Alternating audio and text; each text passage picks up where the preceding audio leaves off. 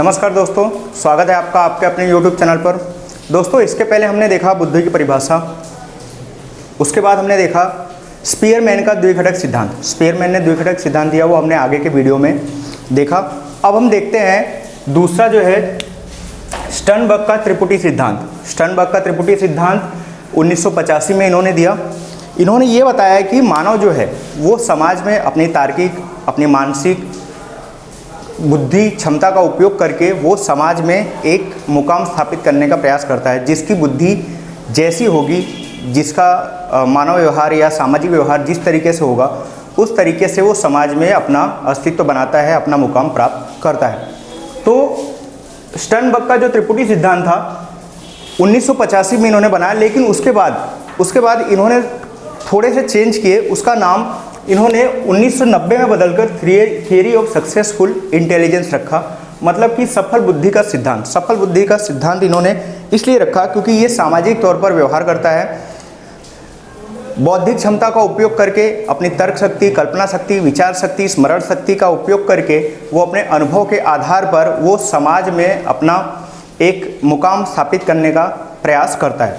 तो इसमें यहाँ पे इन्होंने त्रिपुटी सिद्धांत में 3 चीज़ों को बताया। एक घटकी बुद्धि, जिसे हम लोग विश्लेषणात्मक बुद्धि भी कहते हैं। दूसरा है अनुभवजन्य बुद्धि, मतलब कि सृजनात्मक बुद्धि, नई नई चीज़ों का क्रिएशन, नई चीज़ों का सर्जन करना, नए विचार, नई चीज़, नया कुछ निर्माण करने का अनुभवजन्य बुद्धि में समावेश होता है। और तीसरा संदर्भगत बुद्धि, जिसे व्यवहारिक बुद्धि के नाम से जाना जाता है। जैसा कि हमने बताया कि मानव ये व्यवहारिक प्राणी है, व्यवहार के द्वारा ही इसका अस्तित्व पता चलता है कि ये समाज में किस तरीके का व्यक्ति है, तो वो संदर्भगत बुद्धि के अंतर्गत आता है। तो आइए पहला देखते हैं घटकी बुद्धि, जिसे विश्लेषणात्मक बुद्धि के नाम से जाना जाता है।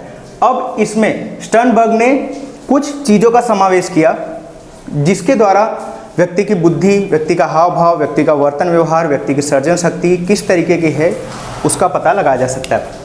तो पहला विश्लेषण, मतलब विश्लेषण कोई भी चीज़ का एनालिसिस करना, कोई भी चीज़ को समझना, कोई भी चीज़, दो चीज़ों या कोई भी चीज़ों के अंदर क्या थियरी है वो विश्लेषण करना।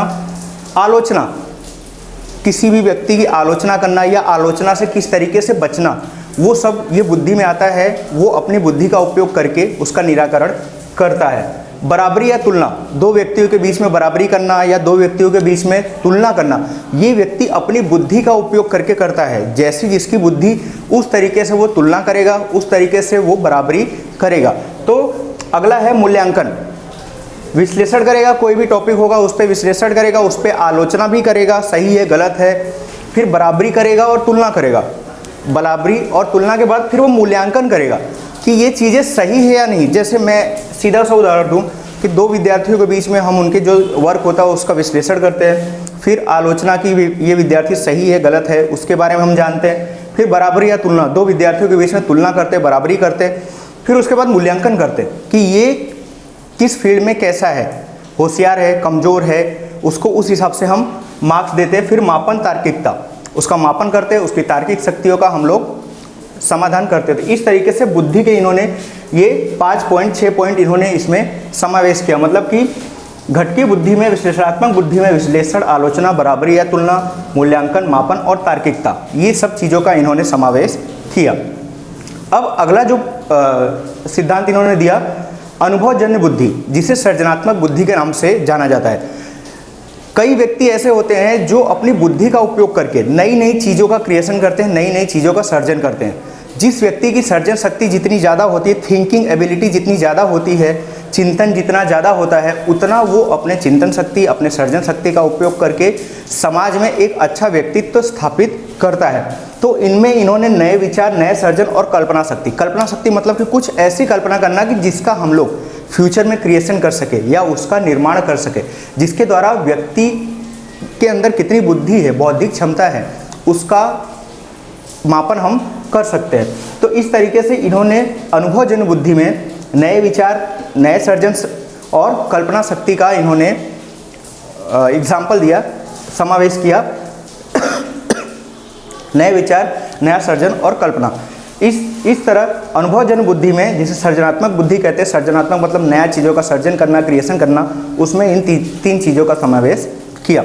अब अगला पॉइंट संदर्भगत बुद्धि, जिसे व्यवहारिक बुद्धि कहते हैं, सबसे मेन टॉपिक यही है, क्योंकि जैसे मैंने बताया कि मानव ये व्यवहारिक प्राणी है, तो यहाँ पे ये किन चीज़ों में व्यवहार करता है। अगर एक व्यक्ति व्यवहार करेगा तो वो सामाजिक, आर्थिक, आवेगिक और सांस्कृतिक, ये चारों चीज़ों का उसकी बुद्धि में प्रयोग होता है। सामाजिक मतलब सामाजिक तौर पे वो व्यक्तियों से व्यवहार करेगा, अपने हाव भाव से व्यवहार करेगा, अपने वर्तन से, अपने सामाजिक स्तर से जो भी उसको लगता है सामाजिक तौर पे, वो वहाँ उसका उपयोग करके संदर्भगत बुद्धि में व्यवहारिक बुद्धि का उपयोग करेगा। फिर आर्थिक, आर्थिक सब जानते हैं कि अपनी बुद्धि का उपयोग करके अपनी फैमिली चलाता है, समाज में सपोर्ट करता है, लोगों की मदद करता है। तो इस तरीके से उसकी जो आर्थिक है, आर्थिक बुद्धि है, उसका वो मतलब समावेश करता है। फिर अगला है आवेगिक। आवेगिक मतलब जो भी उसके आवेग हैं समाज में, किस तरीके से कई बार कई आवेगों की ज़रूरत पड़ती है,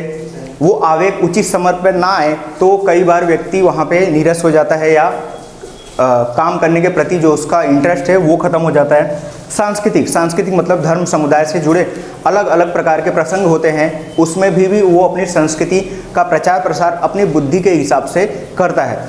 तो इस प्रकार स्टर्नबर्ग ने जो थियरी ऑफ सक्सेसफुल इंटेलिजेंस का जो सिद्धांत दिया, उसमें पहला घटकी, जिसमें बौद्धिक क्षमता में विश्लेषण, आलोचना, बराबरी या तुलना, मूल्यांकन, मापन, तार्किकता का इन्होंने समावेश किया।